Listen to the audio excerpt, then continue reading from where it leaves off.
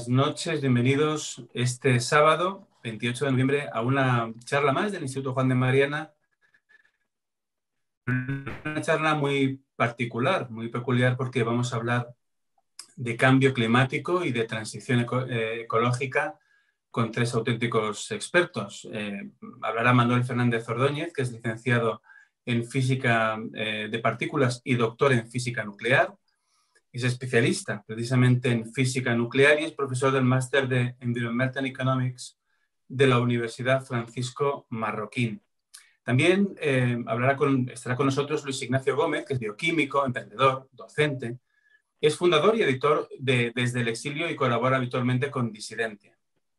Es fundador en 2003 de la compañía Indago, de la cual desarrolla métodos especiales de diagnóstico a partir de muestras de sangre.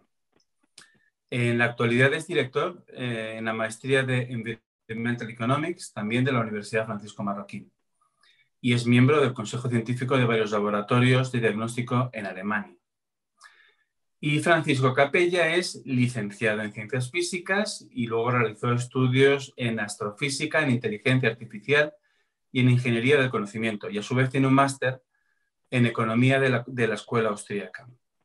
Es miembro fundador del Instituto Juan de Mariana y colaborador habitual. Y de hecho vamos a empezar con él. Francisco, cuando quieras, pues danos comienzo a la charla de hoy.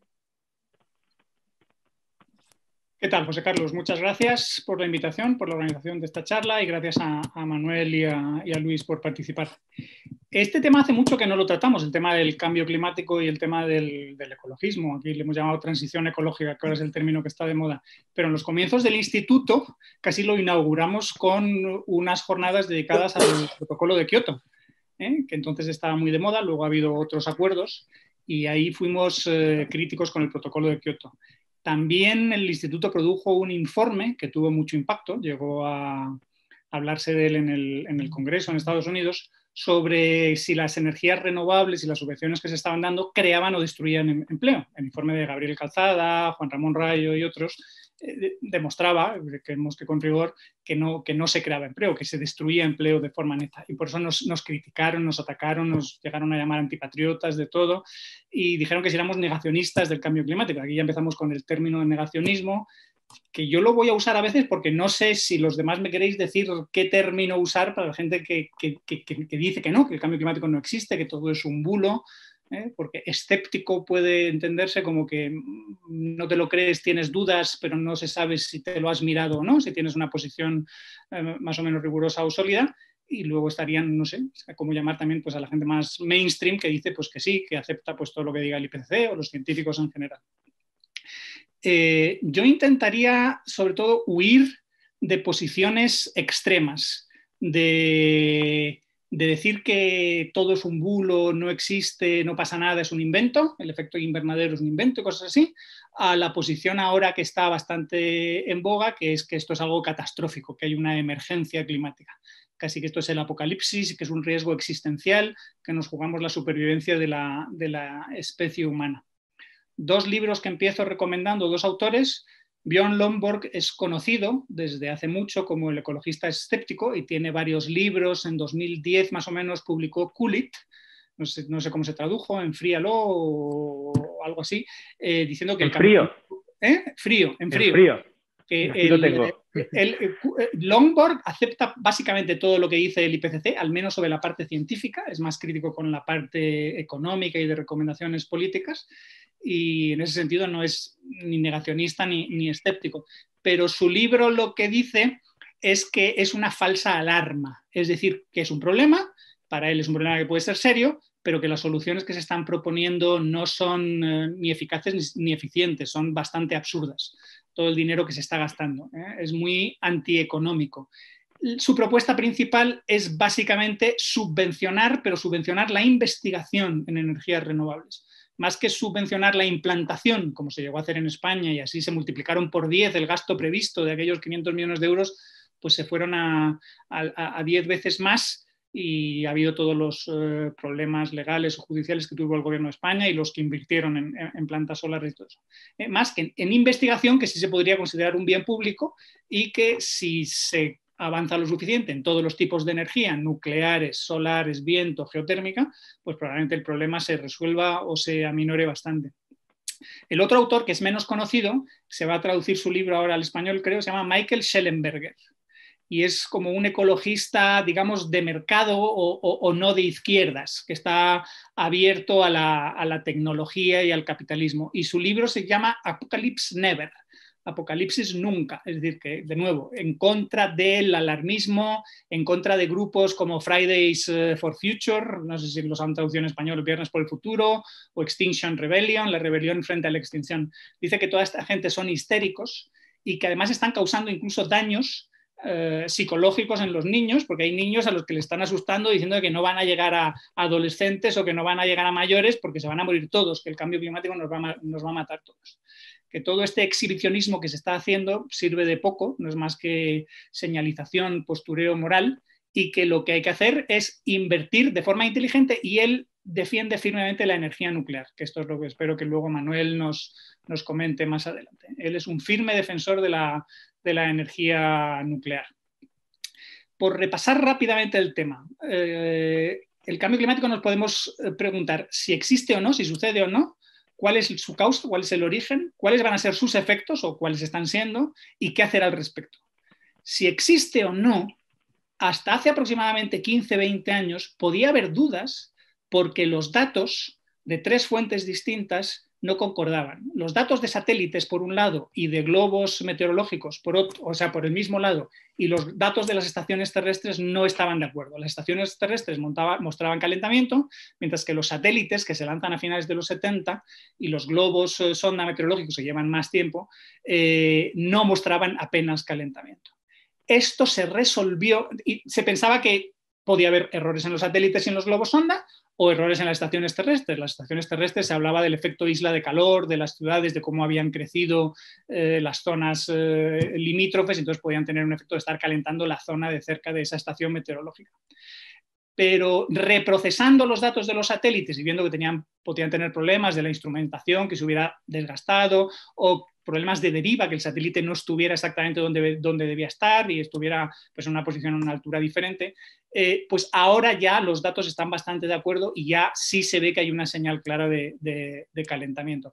Aparte, no solo las mediciones de temperatura, sino otras mediciones como retrocesos de glaciares o adelantamiento de la primavera y inviernos más cortos, cosas así, que eran señales de que sí indicaban que había cambio climático. Respecto a las causas, puede haber causas naturales, que son muchas, porque hay muchísimos factores que se llaman forzamientos radiativos, o la discusión es si es la causa antropogénica.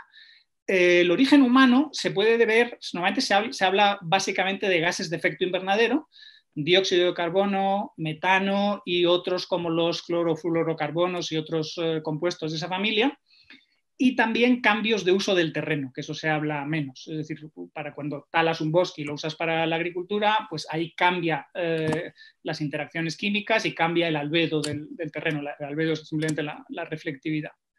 En esto es donde ha habido más discusión. Una vez establecido que sí había, pues ha habido gente que ha defendido posturas como que puede deberse a cambios en corrientes marinas, gente, astrofísicos y otros investigadores han dicho que puede ser el Sol. El Sol no tanto porque nos mande menos o más energía, sino porque la actividad solar, los campos magnéticos en la superficie del Sol, podrían estar modulando de una forma muy indirecta la formación de nubes en la atmósfera terrestre. Entonces, esta formación de nubes puede o calentar o enfriar. Esta hipótesis, que yo leí acerca de ella en su momento y pensé, bueno, a ver si se desarrolla o no, para mí más o menos queda descartada porque los únicos que la defendían son 2 o 3 personas y ya no les hacen prácticamente nada de caso, y hay bastantes artículos mostrando que no, que ese efecto como hipótesis pues era una hipótesis aceptable, pero los datos no lo apoyan. Mi postura, yo creo que la mayor parte de la gente, es que el efecto antropogénico es importante. El IPCC dice que es el más importante, que es el más fundamental. Sobre los efectos, obviamente, el propio fenómeno del cambio de temperaturas, es decir, que las temperaturas van a ser más altas. Conviene recordar que si el cambio climático fuera relativamente simple, las temperaturas serían más altas de noche en invierno y en las zonas más frías, es decir, no es necesariamente algo negativo, sino que resulta que las temperaturas que suben más son las que son más bajas. Pero esto es suponiendo como una atmósfera simple y una Tierra sin corrientes oceánicas atmosféricas, que no tiene exactamente por qué ser así. Por eso se suele hablar que España y el Mediterráneo lo pueden sufrir más y podemos tener veranos con varios grados de temperaturas. Aparte de la temperatura, pues precipitaciones, habrá sitios donde llueva más, habrá sitios donde haya menos lluvias, más sequías. El ascenso del nivel del mar, que se discute a qué velocidad va, si va a ser 60 centímetros en 100 años, hay gente que dice que va a ser más, ahora no sé si estamos en torno a 1 metro en 100 años, o hay gente que dice que, bueno, que si llega a derretirse una parte importante de Groenlandia ya podemos estar hablando de varios metros, pero esto ya son proyecciones de bastantes decenios o incluso siglos. Los fenómenos climáticos extremos, tipo tornados, huracanes, es algo también que se estudia y es importante, sobre todo por los daños que puede haber, porque son catástrofes realmente intensas en vidas humanas o en destrucción económica. Y no sé si me dejó algún efecto más, luego pues seguimos hablando de ellos. ¿Y qué hacer al respecto? Pues hay como dos escuelas a alto nivel. Básicamente, mitigación y adaptación. Mitigación es intentar reducir el cambio climático todo lo que se pueda, reducir los incrementos de la temperatura a 1 grado, en su momento se habló de 2 grados, luego 1,5 grados, y pues hay el objetivo que se han marcado de que no pasemos de 450 partes por millón de dióxido de carbono. Y la estrategia de mitigación lo que reconoce es que parar el cambio climático es algo muy, muy, muy difícil y que el ser humano es realmente bueno a la hora de adaptarse. Entonces, sí, lo que tenemos que hacer es ir simplemente preparándonos.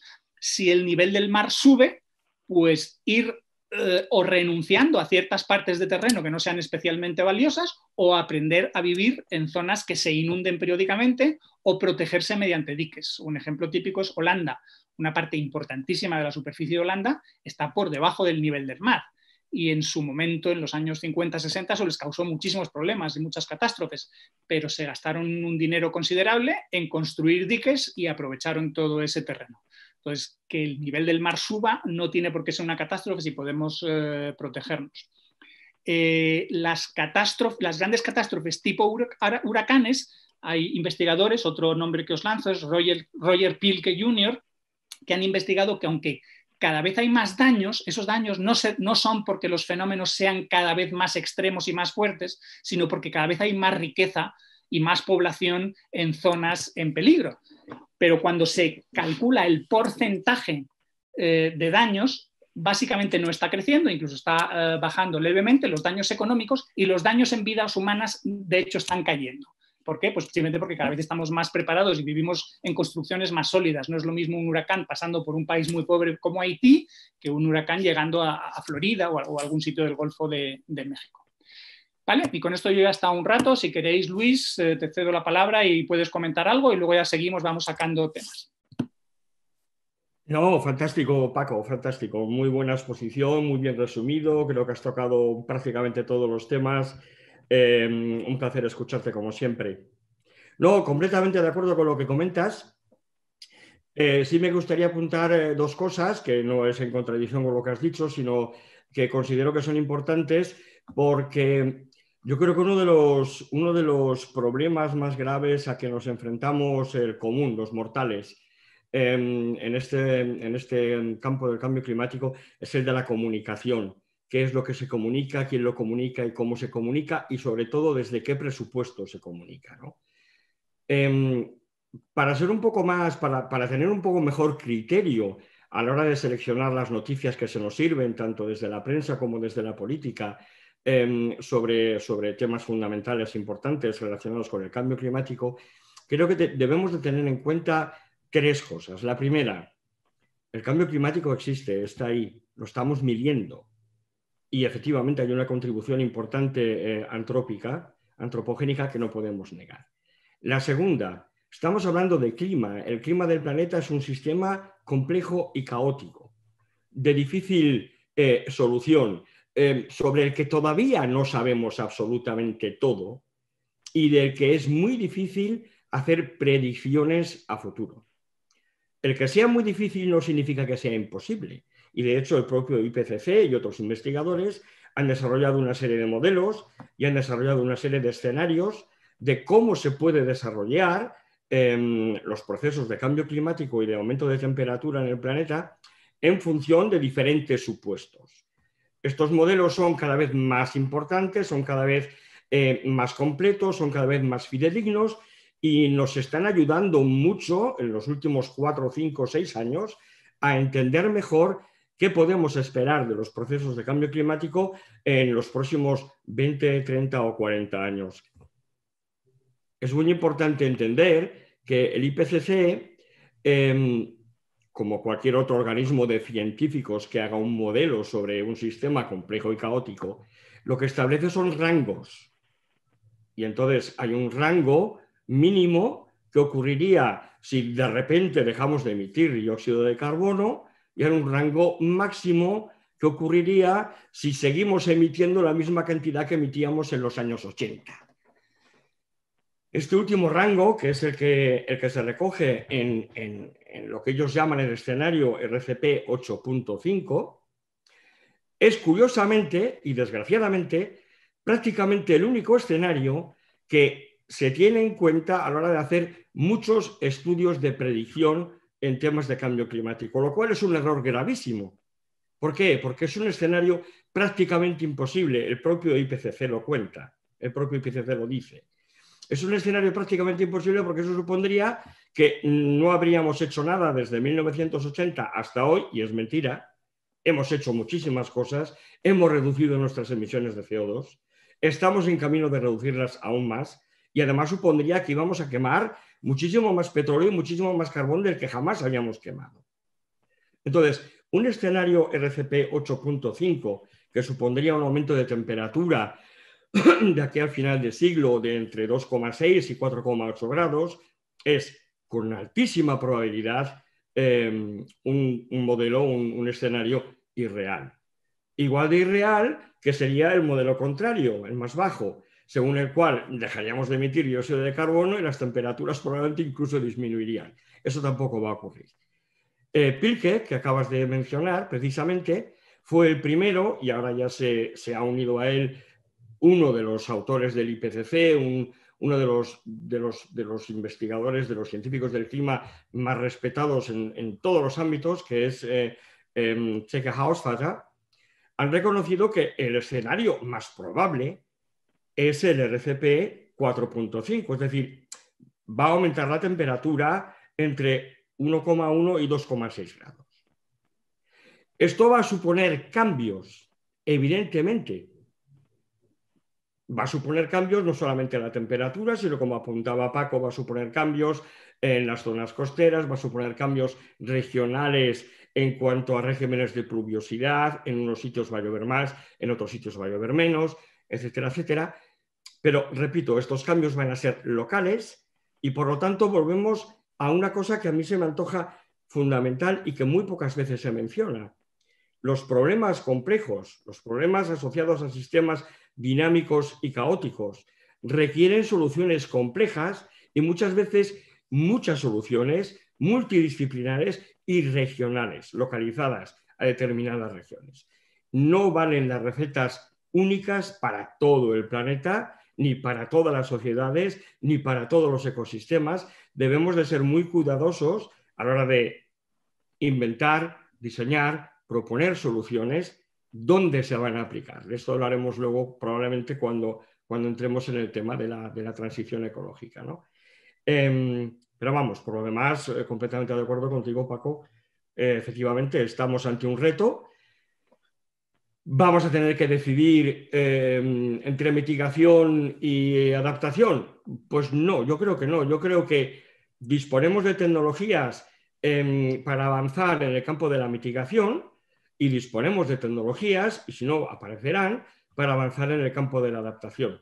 No tenemos que olvidar que el ser humano es la especie en este planeta con una mayor capacidad de adaptación. Lo hemos demostrado desde que bajamos del árbol hasta donde estamos. Ocupamos todos los nichos ecológicos de este planeta sin ningún problema. Con lo cual, confío en que nuestra capacidad de ingenio, nuestra creatividad, nuestra tecnología nos permita las mejores formas posibles de adaptación. Y ya digo, no necesariamente a nivel global, tendremos que estudiar siempre cuáles son las posibles consecuencias de un aumento de temperatura entre 1,1 y 2,6 grados en los lugares concretos donde estamos estudiando el problema. Creo que eso sería lo único que yo puedo aportar a lo que has dicho, Paco, que me ha encantado tu resumen. Gracias. Manuel. Pues buenas noches. Buenas noches a todos y gracias a Juan de Mariana por invitarme a este debate tan interesante. Yo creo que por no reiterar otra vez más lo mismo, ¿no? Yo creo que simplemente, oye, pues establecer lo que es mi postura inicial, ¿no? En el tema. Yo creo que, reiterando un poco lo que decía Luis hace un rato, yo no soy un especialista en la física del clima, soy un especialista en otra disciplina de la física. Por tanto, yo no me he estudiado en profundidad la ciencia del clima, me he estudiado más en profundidad la economía del clima, ¿no? Pero hay una cosa que es obvia, y es que pues la ciencia del clima, cuando entramos en los marcos de la física no lineal, pues los procesos son complejísimos, ¿no? Porque claro, si la ciencia del clima fuera sencilla, pues no estaríamos aquí discutiendo, ¿no? Y no habría discusiones en la sociedad sobre si sí, si no, si un poquito más, si un poquito menos. Y ahora la postura es clara. Yo creo que el cambio climático es una realidad, el cambio climático existe, yo creo que el hombre influencia el clima en mayor o menor medida, que está por ver, está por cuantificar, ¿vale? Dada la complejidad de los sistemas a los que nos estamos enfrentando, pero no existe ninguna duda. Igual que digo esto, digo que el cambio climático se está enfrentando a una retórica cada vez más radicalizada, que se nutre, bebe de la radicalización propia de la sociedad que estamos viviendo en los últimos años, de más que radicalización, polarización en las posturas, es tal vez más apropiado.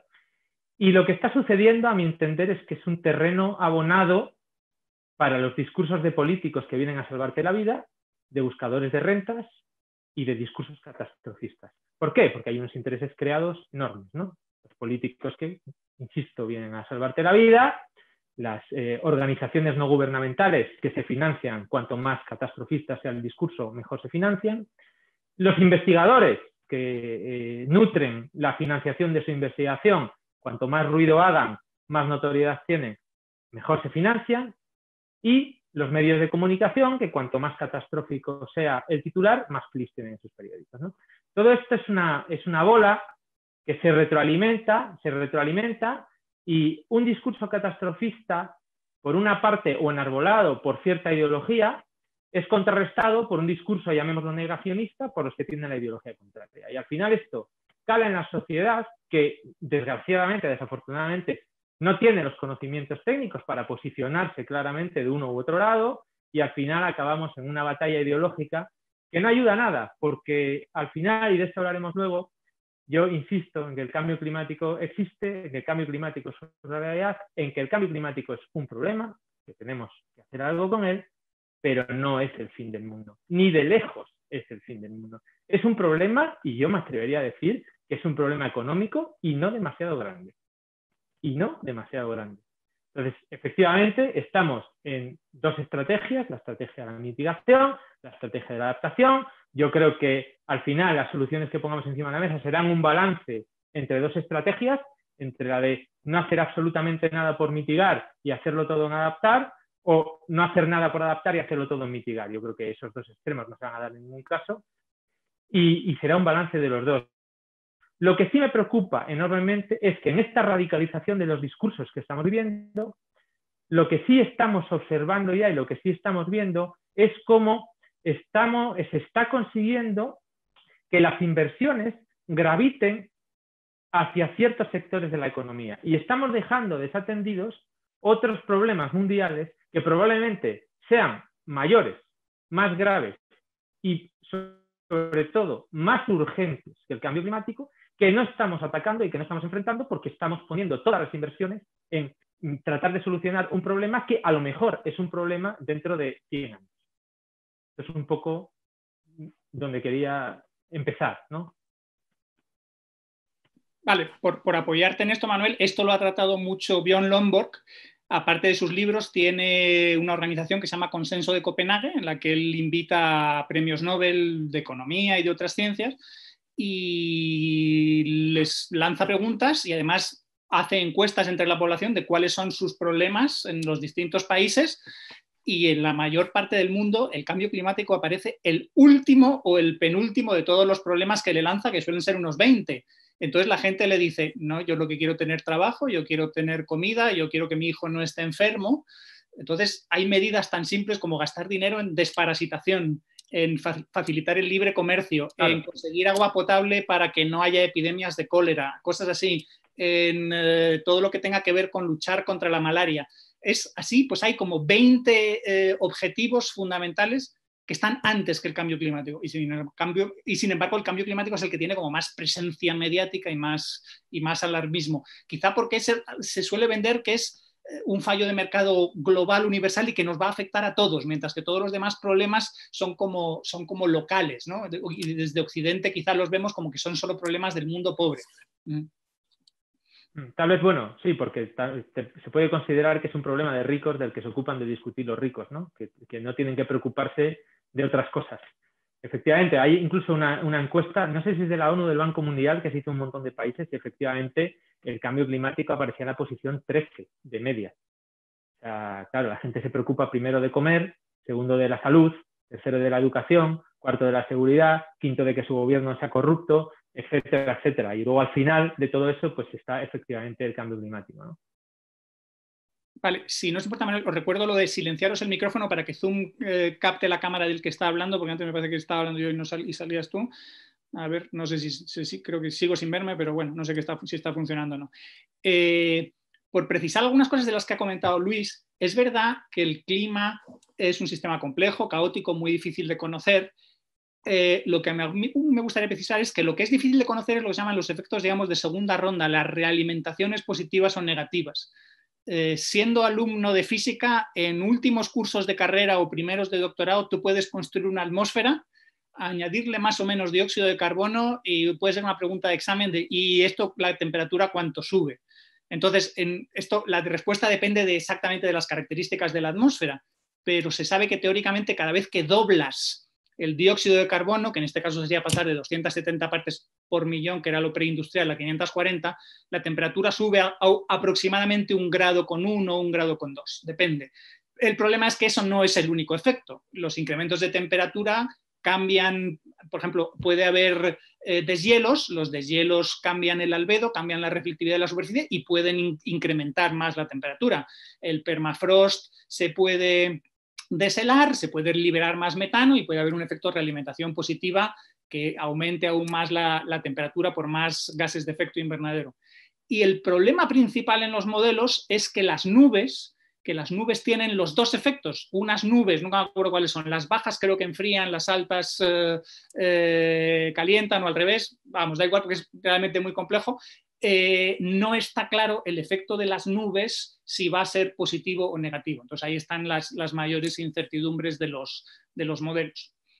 Otra idea clave, para la mayor parte de los efectos del cambio climático, el clima es un factor, pero no es el principal factor. Es decir, cuando dicen, por ejemplo, van a fallar cosechas por problemas de sequías o inundaciones, correcto, pero los seres humanos tenemos ya poder para resolver todo eso y tiene todo mucho más que ver con la intervención humana, con las instituciones, con aspectos socioeconómicos. Algo típico es, por ejemplo, las posibles epidemias. Ahora que estamos con la epidemia del COVID, siempre se dice pues, que el mosquito de la malaria se sentirá más a gusto en sitios donde haga más calor y estén más húmedos, y entonces se extenderá más por todo el mundo.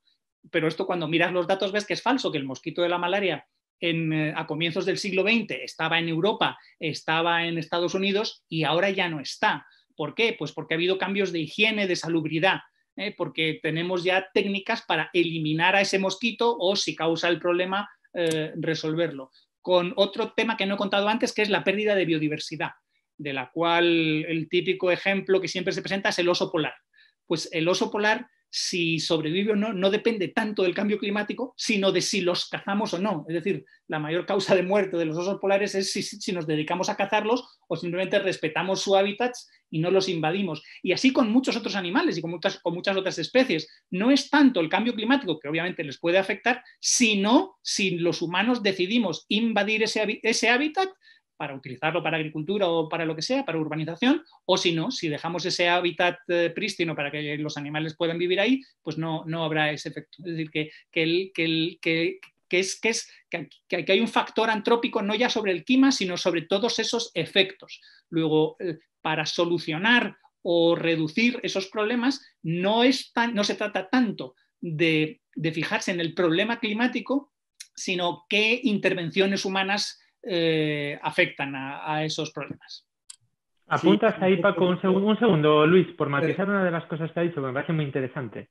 Efectivamente, un poco lo que comentaba yo antes es que estamos apostando todo al caballo del cambio climático, ¿no? Y parece que no hay otro problema en el mundo, ¿no?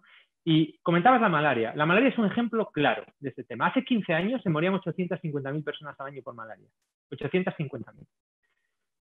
Si hubiéramos dicho, oye, la malaria va a aumentar por culpa del cambio climático, hay que solucionar el cambio climático para solucionar la malaria. En lugar de ir a solucionar la malaria directamente, que es muchas de las cosas que estamos intentando hacer, en lugar de atacar el problema, atacamos el cambio climático como si todo lo demás se fuera a solucionar solo, pues si hubiéramos atacado el cambio climático para querer solucionar la malaria, hoy seguirían muriendo 850.000 personas al año. Y hoy mueren 400.000. ¿Por qué? Porque el ser humano, en su capacidad de adaptación, ha invertido en adaptación para solventar, no solventar, pero desde luego minimizar los problemas de la malaria. Quería apuntarte este ejemplo porque ya que lo mencionaste me parecía muy interesante.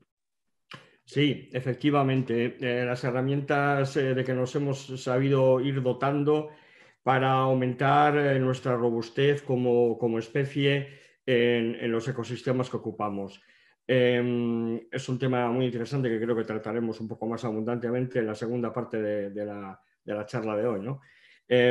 Efectivamente, Paco apunta el problema de los feedbacks positivos. Lo que ocurre es que en todo sistema complejo y caótico no solamente hay feedbacks positivos, también hay feedbacks negativos. Y es la verdad. Paco Capella nos adentra en el mundo, en los aspectos que hoy en día mayor incertidumbre causan en los científicos que están trabajando sobre los temas de cambio climático, ¿no? sobre el sistema climático del planeta, vamos a llamarlo así. ¿Cuáles son los efectos de feedback positivos? Paco ha nombrado algunos de ellos. ¿Cuáles son los de feedback negativo? No podemos olvidar un aspecto muy importante de la física de nuestra atmósfera, y es que efectivamente aumentar la concentración, duplicar la concentración de dióxido de carbono en la atmósfera supone un aumento de temperatura de en torno a 1 grado, o 1 grado 1,1.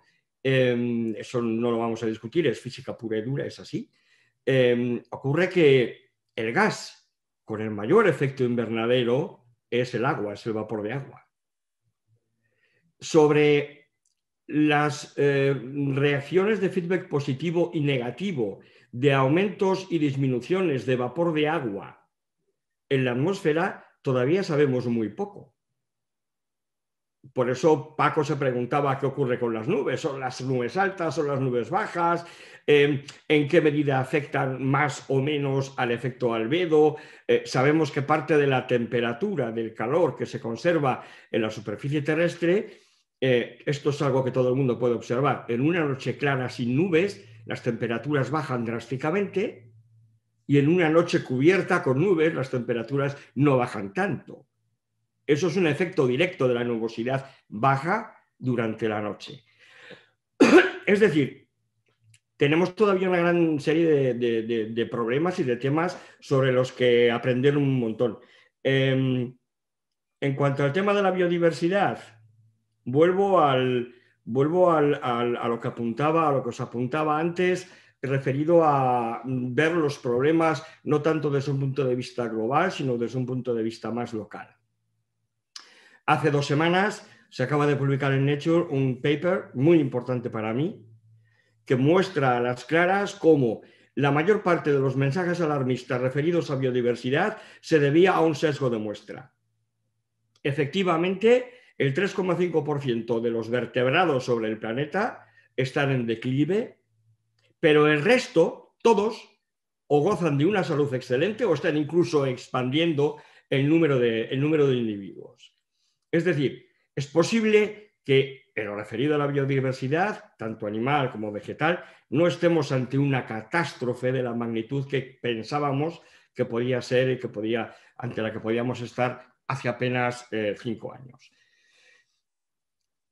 La mejor manera de afrontar este problema y problemas que afectan directamente a la calidad de vida de los seres humanos, ojo, el ser humano, el Homo sapiens, es parte de su ecosistema, no estamos fuera. No somos el virus malvado que ataca a nuestro entorno, no, estamos dentro. Cuando hablamos de sostenibilidad y de conservacionismo, estamos hablando de sostenibilidad de todo el ecosistema, incluido el Homo sapiens si vive en él, y de conservar a todo el ecosistema, incluidos a los Homo sapiens si viven en él. No estamos hablando de eliminar una especie para conservar a las otras. Creo que es un concepto que también en muchas ocasiones perdemos de vista y que no deberíamos de perder de vista. No sé qué opináis vosotros.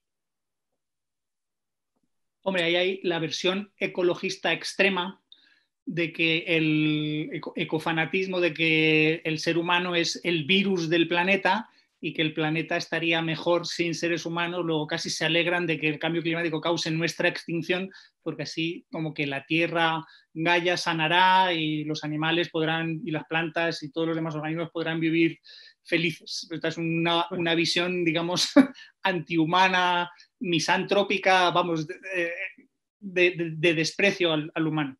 Sí, pero yo no diría que es extrema, ¿eh? Bueno. Yo creo que una parte muy importante del ecologismo contemporáneo es malthusiano, sin lugar a dudas. Sí, vamos, no estoy discutiendo cuánta gente la sostiene, pero que es la versión extrema, porque ya es decir, mejor que nos extingamos nosotros, no es un problema, digamos, humano, sino es un problema que les causamos nosotros al resto de los seres vivos. Además, siempre sobramos nosotros, nunca sobran ellos, ya sabes. Sí. Aquí ya lanzo 3 temas más.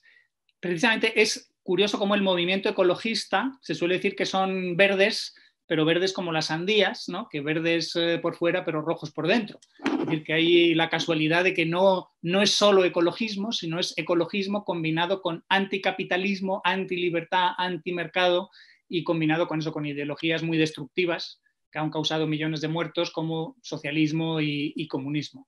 Entonces, a ver, ¿esto qué os parece? ¿Si sigue así o es posible separarlo? Hay una corriente de ecologismo de mercado, que algunos dirán que qué barbaridad, que qué tontería, pero hay libros al respecto. Unión Editorial tiene un libro así, Ecología de Mercado, los autores son Anderson y Lear. Otro tema más, ahora criticando un poco, haciendo abogado del diablo, es la conspiranoia y el negacionismo, hasta qué punto están relacionados con la defensa del mercado y del liberalismo. Yo desgraciadamente lo veo en foros liberales, en Twitter, hay gente que tiene simpatías por el mercado, simpatías por la libertad, pero que luego te cuentan que lo del cambio climático es un bulo, que el IPCC no hay que fiarse de ellos, que está totalmente politizado, que están totalmente comprados y que incluso eso, que no se cree en el efecto invernadero. O hace poco en Twitter yo leía a un liberal, no voy a mencionar su nombre, pero que es alguien que no sabe de ciencias, pero que dice, bueno, no, la explicación mejor de todas es la solar, es el sol. Estoy a punto de contestarle, ¿y tú cómo lo sabes si no eres físico y no eres experto en climatología ni nada? Has leído a alguien y te ha convencido de que es el sol y ya está. En algunos think tanks americanos, sí, yo diría que sí que son negacionistas en el sentido que están siempre invitando a gente como Willy Sun, que es el que defendía hace 15 años y sigue defendiendo ahora esta posición, cuando ya nadie más le hace mucho caso, o sea, como que se refugian en mantener estas cosas. Entonces, a mí me preocupa el tema de la conspiranoia dentro del ámbito liberal, porque la estoy viendo además ahora con el tema de la pandemia, hay todos el falso documento, bueno, no es un documento, es un documental, pero no serio, de pandemia, de que todo lo del virus es mentira. Y ahora con la elección de Trump, cantidad de gente diciendo que no, que ha sido un fraude y que están seguros y de que hay pruebas. Eso, sinceramente, cuando está cerca del mundo liberal, nos deja en muy mal lugar. A mí me preocupa y hasta me avergüenza o siento vergüenza ajena y preocupación. Entonces, no sé qué opináis de estos 2 temas. Vamos lanzando más cosas. Yo creo, Paco, yo creo que son posiciones, como comentaba en mi primera intervención, yo creo que son posiciones puramente ideológicas, que no se sustentan en absolutamente nada más que la ideología. Es decir, esos discursos, si te fijas, todos dicen lo mismo. Todos repiten los mismos eslóganes, ¿no? Entonces, son posiciones ideológicas. Yo, pues oye, como sabéis, soy un ferviente defensor de la energía nuclear, y la energía nuclear, en el 99% de la gente que te encuentras, la posición es ideológica. Es decir, tú eres de izquierdas y eres antinuclear porque te toca ser antinuclear. En la gran mayoría de las personas. Probablemente no te hayas ni siquiera parado, te hayas tomado tu tiempo a reflexionar el por qué. Simplemente lo eres pues porque te toca. Y en la gente de derechas igual, te toca ser pronuclear. Y me molestan los antinucleares ideologizados, pero me molestan mucho más los pronucleares ideologizados, porque van repitiendo consignas que son falsas. ¿Cuántas veces hemos escuchado todos lo de, total, si importamos energía nuclear de Francia? Es mentira, no importamos energía nuclear de Francia. Nunca hemos importado energía nuclear de Francia en cantidades, digamos, reseñables. Importamos de Francia igual que ellos importan de nosotros, y el balance neto más o menos es cero. Y van repitiendo consignas que son falsas y son posturas ideológicas. Yo creo que con el cambio climático pasa exactamente lo mismo. Son posturas ideológicas. Es decir, yo decía al principio, yo no me he estudiado el cambio climático, yo no me lo he estudiado a fondo. No tengo una postura científica al respecto. Conozco el consenso, conozco los documentos del IPCC, los he leído, los he asimilado y bueno, pues es un poco, yo creo que la posición en la que todos nos movemos, ¿no? Pero las posturas ideológicas, lo decía al principio, al final nos llevan a caminos muy polarizados que al final lo que vamos a acabar consiguiendo es un mundo de aquí a 2100 mucho peor que si no hubiéramos hecho nada. Sí, efectivamente, tienes razón, Manuel. Dos temas muy importantes que apunta Paco. A mí siempre me gusta, bueno, ¿qué digo me gusta? Voy a utilizar una frase de Martin Luther King. Tengo un sueño y mi sueño sería que tanto los políticos como los periodistas fueran capaces, de una vez por todas, de distinguir perfectamente entre ecologismo, que es una ideología política, y ecología, que es una ciencia. Cuando hablamos de un tema tan profundamente científico como es el cambio climático, como es la biodiversidad, como es la ecología, la transición ecológica, no podemos hacerlo desde fuera de la ciencia y desde luego no podemos hacerlo de ninguna manera desde una posición ideologizada. El ecologismo es una ideología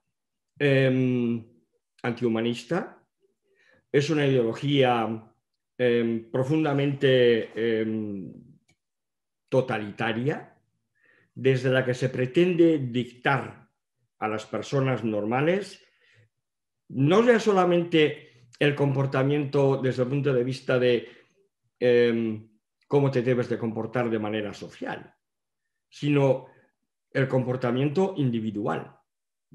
El ecologismo, hoy en Alemania, por ejemplo, prácticamente todas las leyes, y cuando digo todas, están impregnadas de pequeños gestos ecológicos, absolutamente todas, desde ¿por qué no puedo elegir un color determinado para el tejado de mi casa? Pasando por tengo que pedir permiso para cortar un árbol en mi jardín, hasta hay productos que ya no puedo comprar porque no son ecológicamente, porque no forman parte de la ideología ecologista, ¿no? Entonces, yo creo que aquí hemos caído en una trampa importante que está limitando tanto las capacidades y las posibilidades de comercio de otras sociedades. A nosotros en Europa nos va muy bien, pero no en todas partes es lo mismo. Y además está limitando, es un factor limitante de las libertades individuales también. Y creo que este aspecto debe de ser más discutido. Lo que no podemos hacer es, como dice Paco y como dice Manuel, discutir estos aspectos politizados del movimiento ecologista desde la conspiranoia y desde la negación de aquello que la ciencia nos está diciendo que es como es y que además todos podemos experimentarlo. Yo creo que todo el mundo experimenta los efectos del cambio climático hoy en día en el planeta, ¿no? Entonces, a mí también me ocurre lo que a Paco. yo siento mucha vergüenza cuando me encuentro con personas del ámbito liberal contando películas de terror del tipo de, pues no sé, los aviones de los gobiernos lanzan magnesio y partículas químicas peligrosas en la atmósfera para controlar el clima y controlar nuestros pensamientos. Esto yo lo he leído de gente seria. Y yo me quedo profundamente avergonzado y callado, porque en ese momento te das cuenta de la enorme dificultad argumental con que te encuentras para enfrentar este tipo de fenómenos, ¿no? Estamos hablando de creencias, estamos hablando de pseudoreligiones, ya no estamos hablando de política, ni de sociedad, ni de ciencia, ¿eh? Es profundamente vergonzoso, ¿no? Y ya que hemos tratado estos dos temas, yo quería apuntar incluso un tema más. Por un lado está la dicotomía ecologismo-ecología, por otro lado está estas conspiraciones, estas conspiranoias a las que a veces o en las que a veces apoyan determinadas personas del ambiente de los ámbitos liberales. Y yo creo que un tema importante sobre el que deberíamos de meditar es ¿por qué? ¿Cuáles son las razones, no necesariamente ideológicas, por las que hoy en la política existe un consenso prácticamente generalizado a la hora de adoptar políticas en muchos casos perfectamente absurdas? No sé si lo comentaba en el aire o os lo comentaba a vosotros en privado antes de empezar la charla. Acabo de leer con estupefacción que el Parlamento del Gobierno de Hamburgo, que como sabéis es una ciudad autónoma en Alemania, a propuesta de los verdes, está considerando importar madera desde África, desde Namibia concretamente, para quemarla en las incineradoras de la ciudad y obtener energía. Porque es sostenible. Imaginémonos, van a Namibia a recoger madera, la embarcan y la traen a Hamburgo para quemarla. Es lo más absurdo que yo he visto en mi vida y sin embargo es probable que lo saquen adelante. Y me quiero imaginar que esto formará parte de la transición ecológica de la ciudad de Hamburgo. Permitidme la ironía, pero yo me he quedado realmente de piedra esta mañana. Alemania, donde vives tú, es un ejemplo de una mala política cuando decidieron acabar con la energía nuclear. No sé hasta qué punto han paralizado todas las centrales nucleares o si están todavía activas, pero básicamente las van cerrando rápidamente y lo han sustituido por carbón. Es decir, porque no tienen energía renovable suficiente como para mantener la red funcionando siempre. Y o es carbón o importar energía, como esto que dices que es absurdo. El tema de la energía nuclear lo vamos a ir tratando, bueno, vamos a entrar ya en él para no dejarlo más porque lo estamos mencionando y yo creo que es donde quiero que participe más Manuel. Directamente, Manuel, tienes la palabra. Tenemos una edad en la que no sé si recordáis, es decir, lo antinuclear ya está ahí, pero yo creo que estaba mucho más activo en los 80. Yo recuerdo el disco de Miguel Ríos, tenía una canción que se llamaba Antinuclear. La cantidad de manifestaciones que hubo cuando se estableció la energía nuclear en España, pues fueron grandes. El Partido Socialista al final tuvo que cerrar Lemóniz por el tema del terrorismo y la oposición ciudadana, y España podía tener, no sé si el doble de centrales nucleares que en vez de las que tiene ahora, simplemente porque se estableció la moratoria nuclear. Entonces hay un pánico a la central nuclear, te sacan el tema de los residuos, de que los residuos no están resueltos, de que van a estar activos durante miles o millones de años. Entonces cuéntanos algo de todo esto, Manuel. Bueno, nuevamente volvemos al argumento que se repite una y otra vez, ideología. Hay mucha literatura que cuenta cómo en los años 70 el discurso antinuclear fue claramente financiado desde Estados Unidos por los lobbies petroleros. O sea, pero muchísima literatura al respecto. Es decir, al final todo se mueve. Antes hablábamos del ecologismo, volveré sobre ese tema porque no me gustaría meter a todos los ecologistas en el mismo saco. Si bien es cierto que yo mismo tengo en mi tweet fijado de mi perfil de Twitter, tengo puesto el ecólogo es a ecologista lo mismo que cartero a carterista, ¿no? Para dejar las cosas claras, ¿no? Porque yo estoy con Luis de que el ecologista, digamos, paradigmático, el ecologista tal y como nosotros lo conocemos, ¿no? Históricamente, efectivamente, es una corriente de pensamiento absolutamente totalitaria y liberticida, ¿no?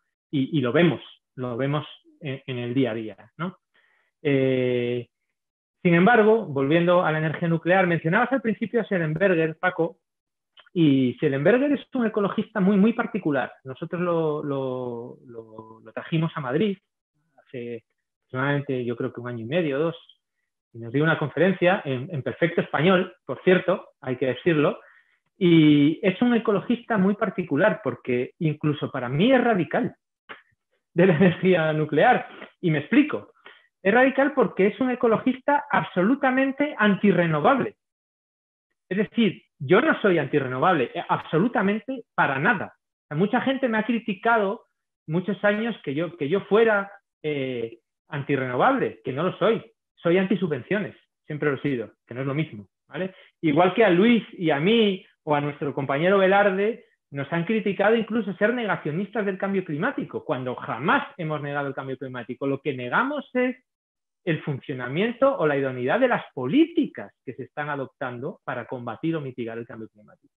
Y por eso nos llaman negacionistas, ¿no? Schellenberger sí es un acérrimo, digamos, atacante o no defensor de las renovables, porque él dice que como ecologista él no quiere ver una emisión de 1 gramo más de CO2 en la atmósfera. Y él admite que poner energías renovables implica poner combustibles fósiles de respaldo. Con lo cual, poner renovables implica poner gas, en el mejor de los casos, biomasa, como dice Luis, que es una de esas, no sé, ignominias burocráticas, por llamarlo de alguna manera, que estamos haciendo en Europa, que es no solo alentar la quema de madera, que es lo que hizo la humanidad hasta que descubrimos el carbón, que por algo lo descubrimos y por algo lo empezamos a usar, porque era mucho mejor que la madera, por su densidad energética para empezar, alentamos quemar madera. No solo lo alentamos, sino que lo subvencionamos y además nos permitimos el lujo de traernos la madera para quemar desde Estados Unidos en barco que emite diésel como si no hubiera mañana, ¿no? Entonces, cuando uno hace el balance del ciclo entero, el IPCC le da unas emisiones a la biomasa de unos 250 gramos de CO2 por kilovatio hora aproximadamente, pero vamos, yo he visto mucha literatura muy seria que le dan más emisiones que el carbón, le dan 900 o 1000 gramos de CO2 por kilovatio hora emitido. Y lo estamos subvencionando. Y entra dentro de la taxonomía de la Unión Europea que dejan fuera la energía nuclear, que no emite CO2, ¿no? O en este país nos hemos gastado los últimos 20 años pues del orden de 20.000 millones de euros en subvenciones a quemar gas, en cogeneración. Estamos subvencionando quemar gas. Entonces estas cosas que es para mí, a mi entender, es confundir los fines con los medios. El fin que deberíamos tener, o el fin que nuestros políticos deberían perseguir, es reducir las emisiones. Reducir las emisiones. El fin, queridos políticos, si alguno nos ve, no es instalar renovables. El fin es reducir las emisiones. Instalar renovables es un instrumento más de los muchos que tenemos para conseguir reducir las emisiones. Pero aquí jugamos, una vez más, a la ideología. Entonces, ¿subvencionamos energías renovables porque no emiten CO2? Correcto, estamos todos de acuerdo con que no emiten CO2, igual no estamos de acuerdo con las subvenciones, es otra discusión, pero estamos de acuerdo en que poner renovables es bueno para el clima, pero claro, con ese argumento, ¿con qué parte de su cerebro me va a defender usted que tenemos que a la vez quitar las centrales nucleares que no emiten CO2? ¿Cuál es el fin? ¿Cuál es el fin? ¿Reducir las emisiones o cumplir su agenda política ideológica? Porque veamos el IPCC de España. Es que es absolutamente kafkiano. Lo del IPCC que todo el mundo aplaudió, perdón, el IPCC, el PNIEC, que me lío con las siglas, perdón. El PNIEC, la propuesta de transición ecológica del Ministerio en España, todo el mundo lo aplaudió muchísimo. Y yo, la verdad es que yo veo el PNIEC y me cuesta muchísimo creer que se vaya a cumplir por los niveles de inversiones que estamos viendo. Estamos hablando de 240.000 millones en los próximos 10 años, 80% de inversión privada. A mí me cuesta verlo, pero bueno, puede ser. Pero hay una frase lapidaria en el PNIEC, que admiten que efectivamente Las emisiones de gases de efecto invernadero provocan problemas en la salud y provocan la muerte prematura en España de 8.000 personas al año. ¿Vale? Eso es un hecho, es un hecho. Mueren 7 millones de personas al año en el mundo por la contaminación y por los gases de efecto invernadero. Es un hecho. En España nos tocan 8.000 personas. Entonces, planteas una propuesta de transición ecológica y te aplaudes a ti mismo diciendo que vas a conseguir bajar las muertes de 8.000 a 6.700. Vas a ahorrarte 2.200 muertes.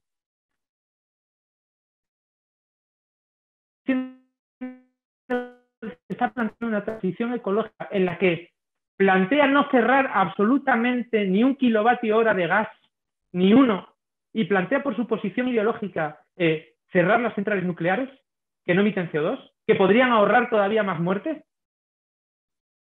¿A qué estamos jugando aquí? O sea, y encima lo escriben. O sea, pudiendo ahorrarte más muertes, no, me voy a quedar en 2.200, que ya me vale, porque así cierro las centrales nucleares, que parece que es de lo que se trata.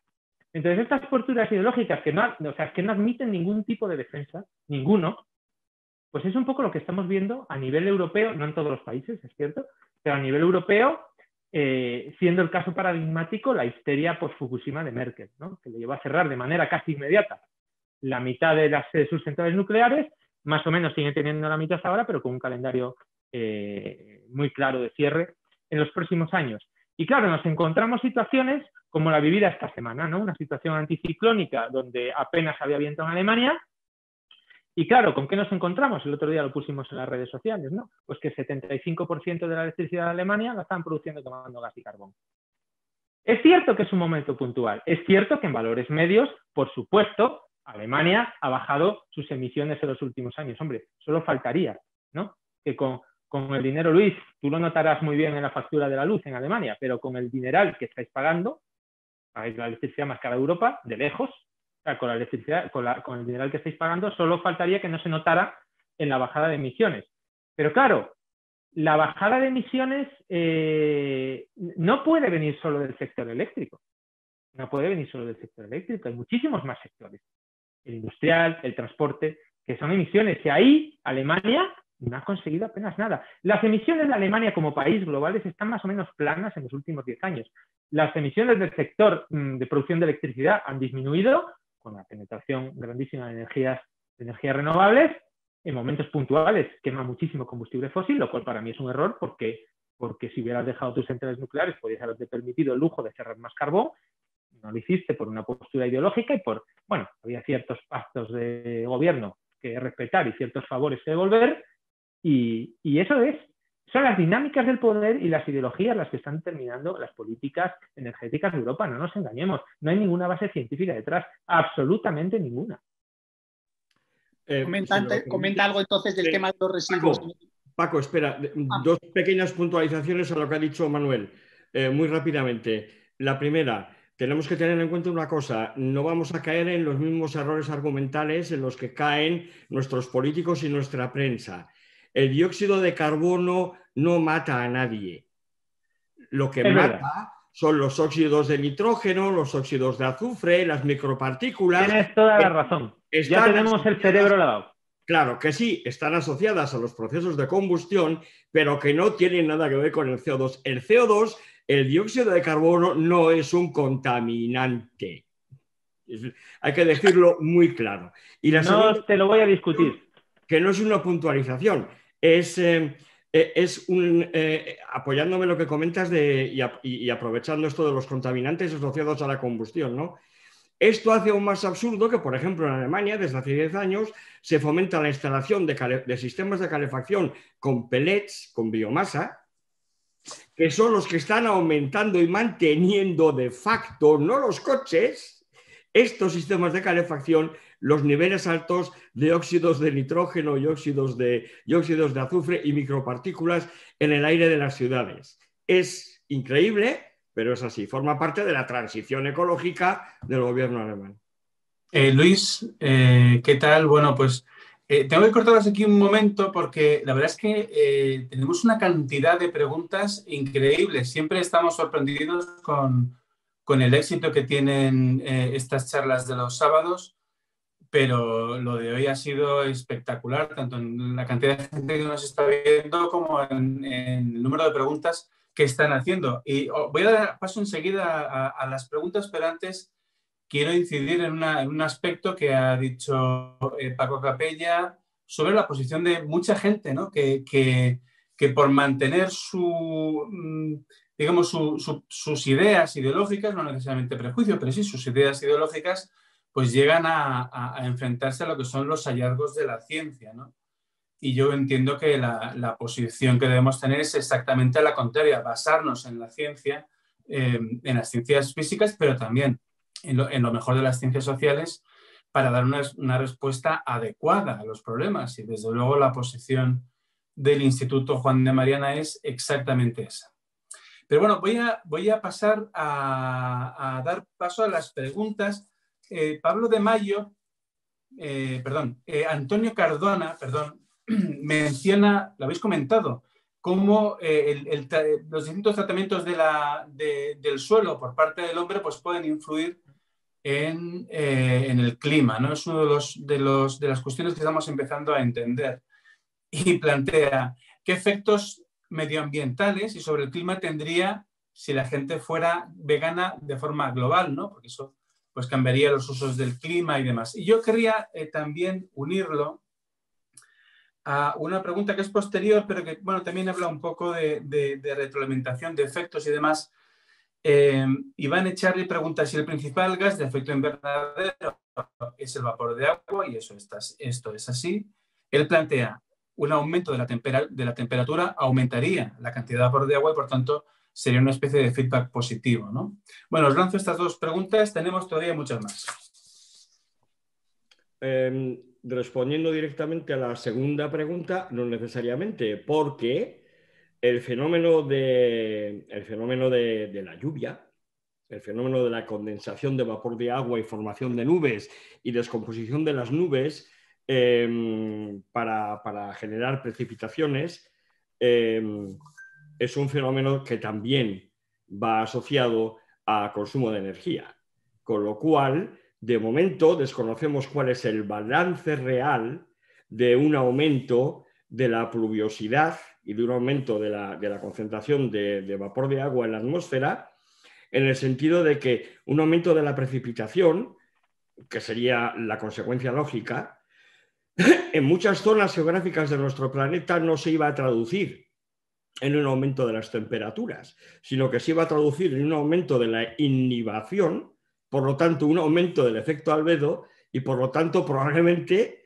compensaría así, y estoy hablando en condicional porque es algo de lo que sabemos muy poco, el efecto que pudiera tener de calentamiento. Una cosa sí está clara, en la historia de nuestro planeta ha habido momentos,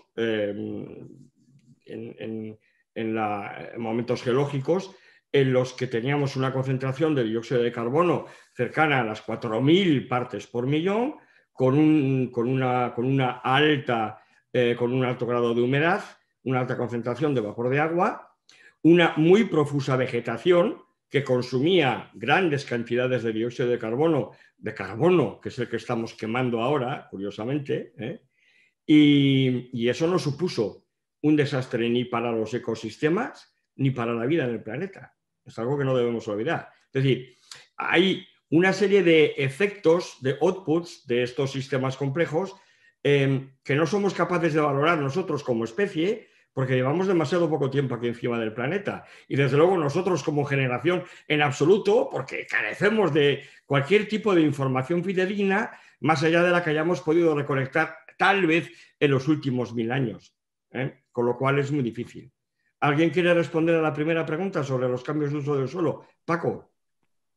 Los cambios de uso del suelo son tan importantes que el primer cambio climático antropogénico sucede hace aproximadamente 10.000 años con la invención de la agricultura, con el desarrollo de la agricultura. Es decir, cuando el humano empieza a cultivar el terreno en masa, ya se produce el primer calentamiento global. Luego, aparte, ha habido cambios de uso del suelo brutales cuando el ser humano ha llegado a sitios y quería cultivar, pues o talaba bosques o directamente los quemaba. Entonces, quemar bosques enteros emite muchísimo dióxido de carbono y además cambia el albedo. Una de las estrategias que se proponen de geoingeniería a pequeña escala es empezar a pintar cosas de blanco. Es decir, igual que en Andalucía las casas están pintadas de blanco por una razón que han descubierto que el blanco, digamos, eso, refleja la energía y no se acumula, pues dices, pues la cantidad de carreteras o la cantidad de sitios, edificios que podrías pintar de blanco para tener un albedo mejor. Lo que habéis comentado de los vegetarianos, esto hay estudios, yo no conozco los últimos ni soy suficientemente especialista como para decirte quién tiene razón, pero los vegetarianos dicen que sí, que tendría un efecto importantísimo, y gente como Lombard y Schellenberger dicen que es algo puramente simbólico, que el efecto de sustituir la carne por una dieta vegetariana y entonces ya no hay tanto pasto necesario para alimentar ganado, sería un efecto muy pequeño. Es decir, que si quieres hacerlo para sentirte bien contigo mismo, vale, pero que el clima eso apenas lo va a notar. Que el tema fundamental es el consumo de energía a gran escala, no la energía que estás comiendo tú para alimentarte tú, sino energía para moverte, para la aviación, para los vehículos, para la industria, para el transporte. El tema de la ganadería es marginal. Estoy absolutamente de acuerdo con eso que mencionas, Paco. De hecho, te digo más, hay un concepto que yo creo que es importante matizar, que es el concepto de la densidad energética. Y el ser humano empezó quemando madera, que tiene una densidad energética dada, es decir, quemas 1 kilo de madera y obtienes una cantidad X de energía. El ser humano después descubrió el carbón, que tiene una densidad energética aproximadamente el doble de la madera, ¿vale? Obtienes la misma energía quemando la mitad. El ser humano luego descubrió el petróleo, y el ser humano luego descubrió el uranio, que al ser reacciones nucleares y no reacciones químicas, pues son millones de veces más densas, energéticamente hablando, que los combustibles fósiles. Por eso una pastilla de uranio, que es aproximadamente del tamaño de un dado de parchís, produce la electricidad que cada uno de nosotros consume aproximadamente en 4 años, ¿vale? El concepto de densidad energética. Ese concepto, aplicado a los seres humanos, es igual de válido, con la comida. Es decir, el ser humano tiene que consumir aproximadamente unas 2.000 calorías al día, kilocalorías. Claro, 2.000 kilocalorías al día, pues se come un chuletón y 4 patatas fritas y lo tiene hecho. Como tengas que comer 2.000 calorías al día espinacas, no te veo yo comiendo kilos de espinacas. ¿Con esto qué quiero decir? Con esto quiero decir que si estamos preocupados por la ocupación de la superficie del planeta, si dejáramos de comer carne con la densidad energética que tiene, como tengamos que alimentar a 7.000 millones de personas a espinacas, pues yo no sé dónde las vamos a plantar. Pero es que los tiros van por ahí, Paco. Es que todo esto es absolutamente premeditado. Porque lo siguiente que te van a decir es que efectivamente 7.000 millones no cabemos, porque no hay para darnos de comer. Espinacas. Entonces, correcto. Los jardines de las ciudades, en tu terraza de tu casa, es lo que te dicen. Efectivamente, brócoli no hay, pero solomillo sí. Entonces, yo lo que quiero decir aquí, y yo aquí estoy un poco con Lombard, los gestos personales están muy bien de cara a la galería. Ayer Greenpeace fue una vez más a la Gran Vía, deberían comprarse una parcela porque de todas las cosas que hacen allí, ¿no? Pero los gestos personales valen de nada.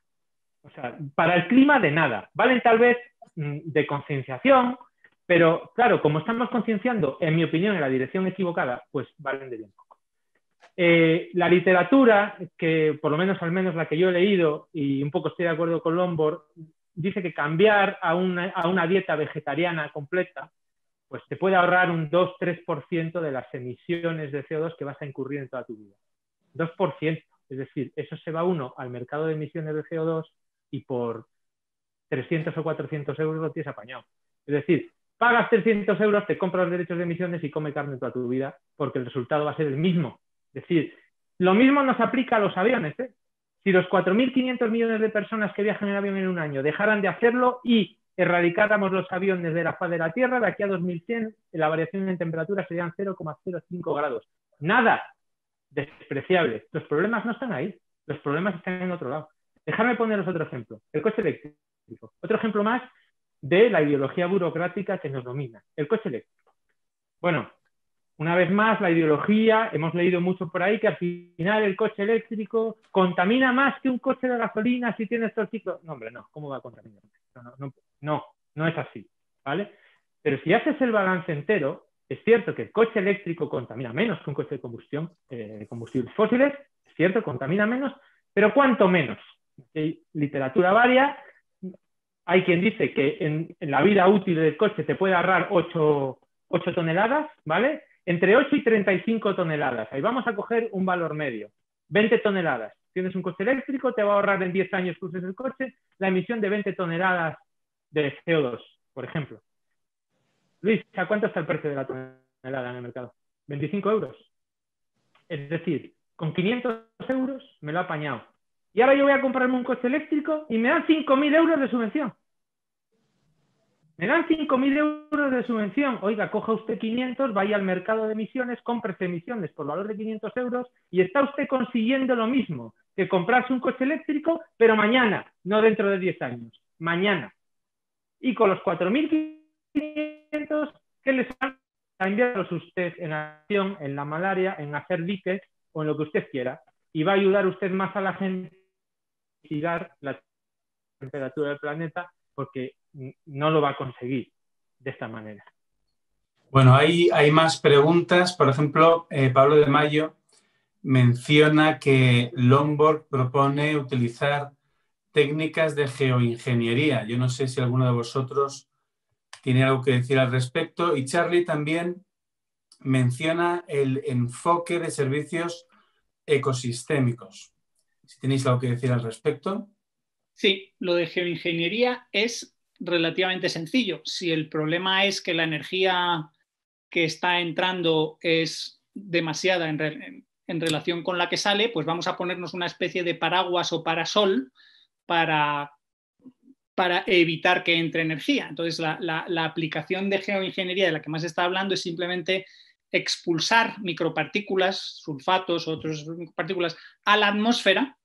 Se puede hacer incluso partículas de sal desde el mar, lanzarlas suficientemente alto y que permanezcan ahí el tiempo suficiente para que eso bloquee la entrada de luz solar de forma suficiente para que eso compense otros mecanismos de calentamiento. Es decir, que haya una especie de enfriamiento porque recibiríamos menos energía.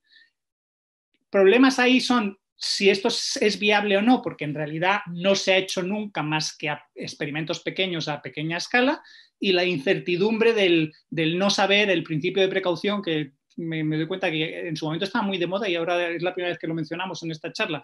El principio de precaución de hay que tener mucho cuidado y no hacer nunca nada salvo que estés muy seguro de que nada va a salir mal. Entonces nunca puedes hacer nada nuevo porque ante las cosas nuevas te metes en ámbitos de incertidumbre y no puedes tener conocimiento completo de todas las consecuencias. ¿No? Entonces la ingeniería hay gente que le da mucho miedo decir, oiga, y si esto sale mal y tiene alguna consecuencia no deseada y provoca un enfriamiento brutal o un calentamiento brutal. De todas maneras, es en los ámbitos, aparte de energías renovables y nucleares, y sobre todo nucleares de nueva generación, a ver si ahora Manuel nos cuenta algo, porque está habiendo avances en reactores pequeños, modulares, y reactores con combustibles que no sean uranio, que incluso puedan usar residuos, pues la geoingeniería es de las cosas en las que convendría seguir investigando, por si acaso en su momento es necesaria y merece la pena.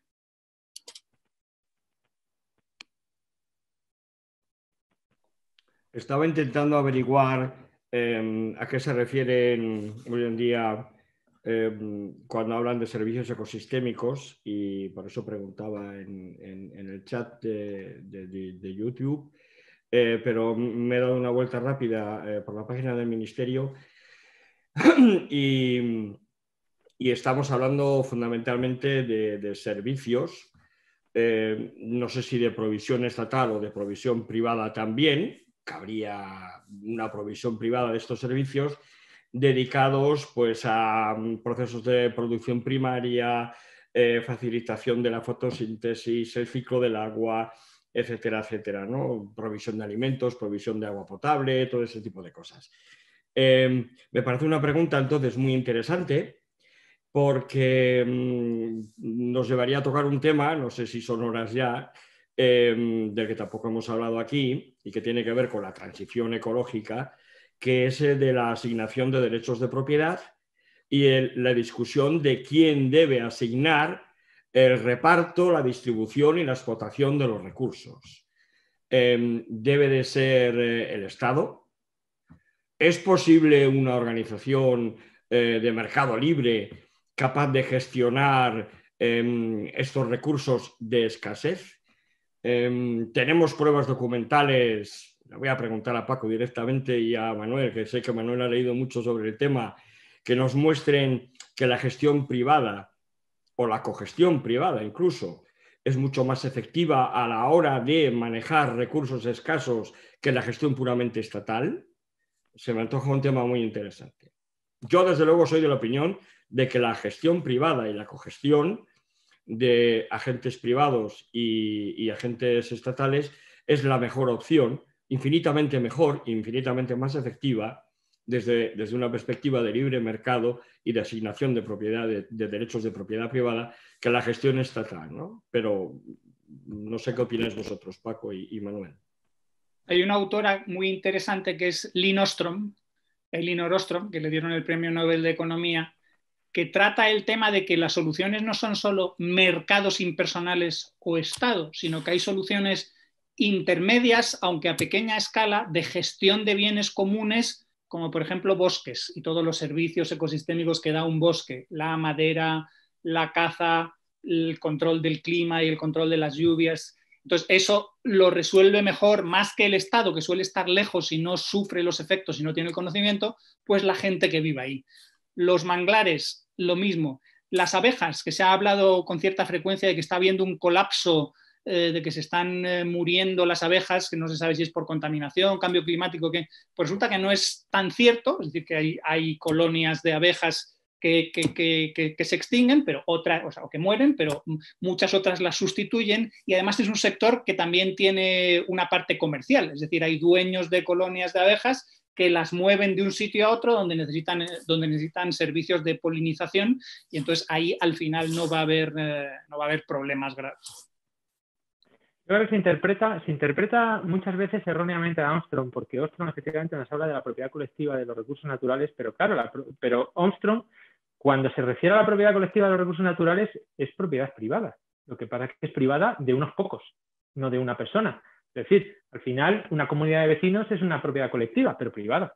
No puedes ir a una finca que no es tuya a hacer ahí lo que quieras.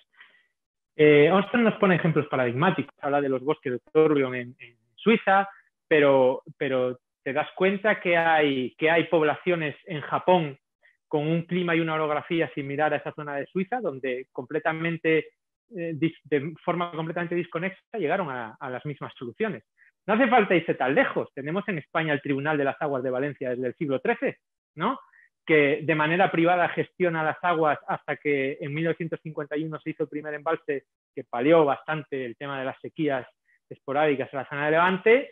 Bueno, tienen sus propios costumbres, sus propias leyes, su propio reparto del agua completamente privado, sin injerencia del Estado, y cualquier tipo de conflicto se resolvía los jueves en la puerta de la Catedral de Valencia. Allí se reunía el Tribunal de las Aguas, ¿no? Es decir, trabajo muy interesante, en vano le valió el premio Nobel a Armstrong, ¿no?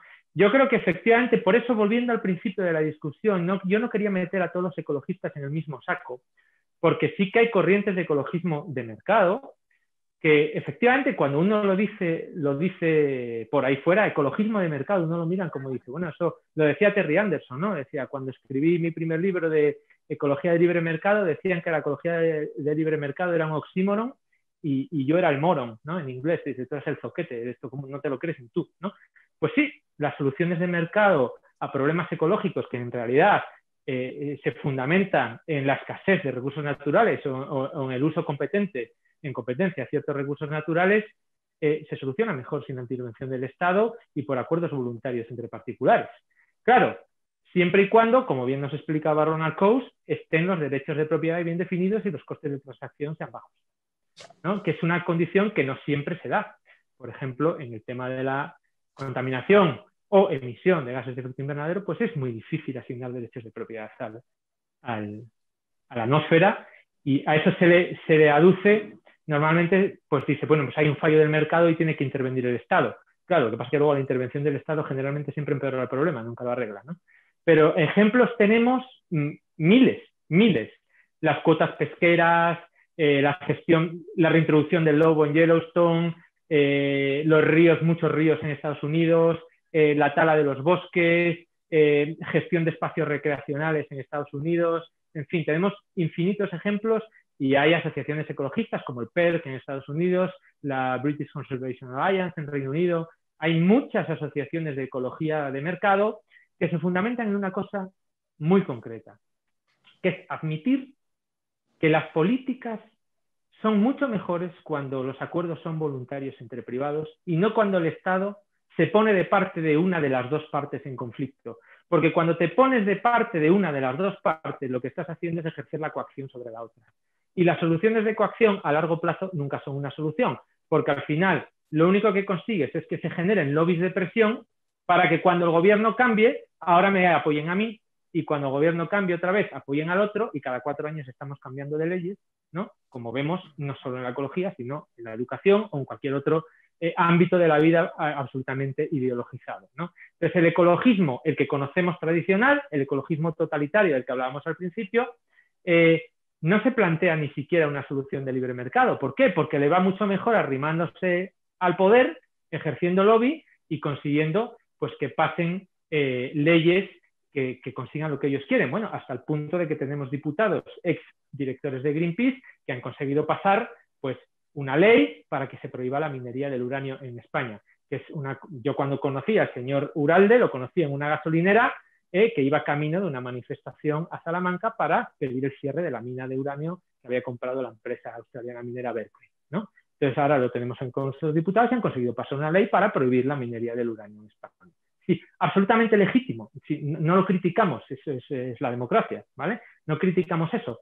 Pero lo que sí critico es que Greenpeace podría tomar una posición distinta, Greenpeace o cualquier otro grupo ecologista, y en lugar de ejercer lobby en las instituciones para que se pasen leyes que coaccionan a una de las dos partes, podrían simplemente hacer un crowdfunding y comprar ellos la mina de Berkeley y no explotarla, como hacen muchos grupos ecologistas en Estados Unidos. Compre usted el recurso y haga usted con el recurso lo que quiera. ¿Quiere usted conservarlo? Pues consérvelo, pero cómprelo. Pero claro, les sale mucho más rentable arrimarse al poder y conseguir mediante coacción que se pase una ley que tenga el mismo efecto. El problema es que cuando cambie el gobierno, probablemente la ley se dé la vuelta y así estamos perdiendo el tiempo, el dinero y los recursos de todos en políticas inútiles. Muy bien, tenemos más preguntas. Alberto C., por ejemplo, pregunta cuáles son los beneficios del calentamiento, porque efectivamente parece que todos los efectos del calentamiento global sean todos catastróficos. Y realmente esto resulta muy difícil de asumir si uno sabe mínimamente cómo son las cosas, ¿no? Y yo os pediría también que hicierais una mención al concepto de óptimo climático. Empiezo yo con un segundo, Paco, muy concreto y ya sigues tú. El calentamiento global probablemente mate, pero hay una cosa muy estudiada y es que el frío mata mucho más, ¿vale? De hecho, un ejemplo concreto que quería poner, Paco, por eso tomé la palabra, perdona que te haya interrumpido, es que se vio claramente cuando Estados Unidos empieza a explotar el shale gas, el gas de fracking, ¿vale? Y el precio del gas se desploma por los suelos, automáticamente el precio de la electricidad baja y hace la electricidad y la calefacción más accesible a cierto sector de la población que tenía dificultades de acceso, y hay literatura al respecto que nos dice claramente cómo la bajada de los precios de la energía en Estados Unidos evitan al año la muerte de 11.000 personas por frío. Casualmente iba a empezar con justo ese ejemplo, pero no por el aspecto energético, que me parece muy bien que añadas el aspecto energético. Creo que es Lomborg y Schellenberg también el que lo trata, dice, las olas de calor matan. Pongamos que matan a 1.000 personas en una temporada. El problema es que las olas de frío matan 10 veces más, según los datos que tienen. Entonces, todo lo que sea, vale, vamos a tener más horas de calor, pero vamos a tener menos olas de frío, pues ahí hay una compensación clara. Luego también hay efectos de que el dióxido de carbono más abundante en la atmósfera es bueno para la vegetación, no para todas las formas de vegetación, pero hay datos de que el mundo está cada vez más verde, cada vez hay más biomasa vegetal, y que en buena parte se puede deber a temperaturas mejores para la vegetación y a más dióxido de carbono. Luego, el problema, conectando además un poco con lo que decíamos antes de teoría liberal y propiedad privada, las emisiones de gases de efecto invernadero y el cambio climático son casos claros de externalidades y de bienes públicos o semipúblicos o potencialmente públicos, porque es muy difícil separar y privatizar. El problema es que aquí no está claro si es una externalidad positiva o negativa porque tiene todos los efectos posibles. Es decir, puede tener efectos negativos de que en un sitio donde hace mucho calor haga todavía más calor y entonces se viva peor, tengas todos los problemas, o al revés, puede tener efectos estupendos como en Canadá, en Rusia, donde hace mucho frío y el hecho de que la temperatura se eleve les puede venir muy bien. A la gente que está en la costa, pues les puede preocupar el tema del incremento del nivel del mar. En el interior, pues eso es un problema menor o inexistente. Entonces, hay todo tipo de efectos y es muy, muy difícil calcular si los positivos o los negativos van a predominar. De nuevo, conectando con un autor que ha estudiado esto es William Nordhaus, que le dieron el Premio Nobel de Economía. Y Nordhaus decía que no había que precipitarse y empezar a poner ya impuestos muy gravosos o grandes medidas, sino que había que proceder gradualmente con lo que se llama impuestos piguvianos, impuestos a las externalidades negativas, pero relativamente poco a poco. Y no recuerdo exactamente los números, pero él decía que se podía alcanzar hasta 3 grados más de temperatura, o no sé si incluso 4, y aún así seguir en un terreno en el cual los efectos económicos en neto no fueran negativos. Otra cosa que hay que tener en cuenta es que, digamos que la humanidad sigue trabajando y las economías siguen creciendo. Y estos efectos de cambio climático no son de un año para otro que se notan de forma radical, sino que se acumulan y necesitas que pasen decenios o un siglo para notar eso, incrementos de 1 grado, 2 grados, 3 grados, lo que sean. Pero es que dentro de 10, 50 años, 100 años, seremos mucho más ricos. Es absurdo plantearse, decir, bueno, tenemos que hacer grandes cosas, grandes sacrificios ahora para salvar a nuestros hijos o a nuestros nietos. Y dices, pero es que si tus hijos y tus nietos van a ser 10 veces más ricos que tú. Tú no te reirías un poco si vivieras en una abundancia enorme viendo cómo gente de hace 100 años se sacrificó para que tu temperatura fuera unas décimas de grado o 1 grado menos. Eso sería un poco absurdo. Son factores que hay que tener también en cuenta, que independientemente de los problemas que pueda causar el cambio climático, la humanidad va siguiendo produciendo recursos simplemente para protegerse de todo eso. Y bueno, muy bien. Nuestro grado, tanto el grado de robustez, es que no quiero utilizar la palabra resiliencia, tanto el grado de robustez de la especie Homo sapiens, como las herramientas de que disponemos para enfrentarnos a los problemas, a cualquiera de los problemas que pueda generar el cambio climático, no es hoy comparable a lo que teníamos hace 100 años y desde luego no podemos pensar que van a ser las mismas que tengan nuestros bisnietos dentro de 100 años.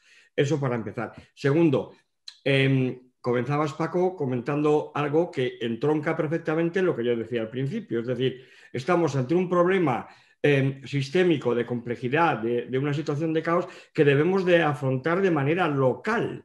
En unos sitios el cambio climático tendrá efectos directamente negativos y en otros sitios tendrá efectos directamente positivos. Un efecto positivo que se me ocurre, del que poco se habla, es que ahora mismo somos 7.500 millones de humanos en el planeta. A finales de siglo vamos a llegar a los 10.000 millones. A partir de ahí, según Naciones Unidas y según todos los científicos que se ocupan del tema del desarrollo de la población mundial empezará a descender por efecto natural. Todas las poblaciones animales tienen un llamado efecto de carga. Tenemos que alimentar a 10.000 millones de personas. El dióxido de carbono, en lo que se refiere a las cosechas de alimentos para la humanidad, está teniendo efectos decididamente positivos. Yo me refiero, y me basta con que os deis una vuelta por las noticias que han llegado este año, un año especialmente benigno, tanto en temperaturas como en aumento de CO2 en la atmósfera, en las cosechas de la provincia de León. En León este año han batido los récords en todo. En uvas, en remolacha, en hortalizas, en legumbres, en todo. En todo, absolutamente en todo. Nunca jamás se cosechó tanto alimento como este año en la provincia de León. Y me imagino ¿Cómo barres para casa, Luis? De León, muchas otras provincias, evidentemente. Muy bien. Pues tengo que daros las gracias, Luis, Manuel, Paco, porque habéis tratado un tema que es extremadamente complejo. Es muy complejo ya de por sí todo el... José Carlos, como me Sí. parece que está cerrando, hay un tema que no hemos tratado y que me gustaría aclarar, aunque lo ha tratado un poco Manuel. Una de las cosas que se nos ha acusado al Instituto Juan de Mariana es que decimos lo que decimos porque estamos subvencionados por la industria petrolífera, del carbón, las grandes energéticas y todo esto. Yo digo, por favor, cuando puedan, pásense por las instalaciones del instituto y hablen con nosotros para que vean que somos un instituto como muy humilde, muy pobre. A mí este mes no me habéis mandado el cheque. No me habéis mandado el cheque de la petrolera.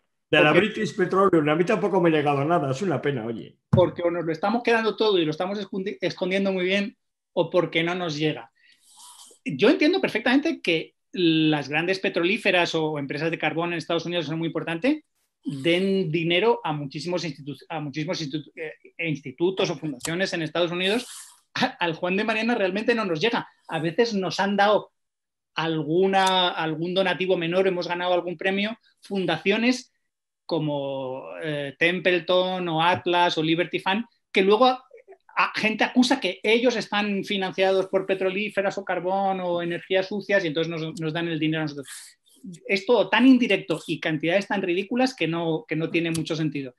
Por otra parte, no nos olvidemos que si eso se hace, eso lo puede hacer todo el mundo. O sea, lo que ha dicho Manuel es clave. La oposición a la energía nuclear a veces no es solamente ideológica fanática de izquierdas, es de otras fuentes de energía que se oponen a la nuclear, financiando a movimientos ecologistas para oponerse a la energía nuclear. Es decir, los intereses creados están en todas partes. Entonces, simplemente no digamos que solo hay unos que pueden ser los culpables, los malos, que en este caso seríamos nosotros. Miren, nosotros podemos estar equivocados, aquí hemos expuesto nuestras ideas, pero yo lo que tengo claro es que no estamos vendidos, o sea, que no somos sicarios a sueldo de a ver qué nos dicen que tenemos que decir. No nos hace falta, no es lo que nos mueve y además no somos, como se nos ha acusado, negacionistas. Como he dicho antes, lo que nos mueve es el interés por la ciencia, o sea que es exactamente todo lo contrario. Así que nada, muy buena puntualización, Paco. Y nada, también te doy a ti las gracias, a Luis, a Manuel, por supuesto, como decía, porque son cuestiones extremadamente complejas y las habéis expuesto con una claridad que realmente merece la pena. Hay preguntas que se han quedado en el tintero, algunas no os las he podido transmitir, pero las habéis respondido y nada más. Yo os conmino a todos a vernos el 12 de diciembre porque tenemos una charla muy interesante por parte de Juan Ramón Rayo aquí en el Instituto Juan de Mariana. Os animo también a haceros miembros del Instituto Juan de Mariana y de formar parte de este pequeño pero bien avenido club. Y nada más, os llamamos para las próximas actuaciones, los próximos eventos que vamos a organizar este año y el año que viene. Muchas gracias.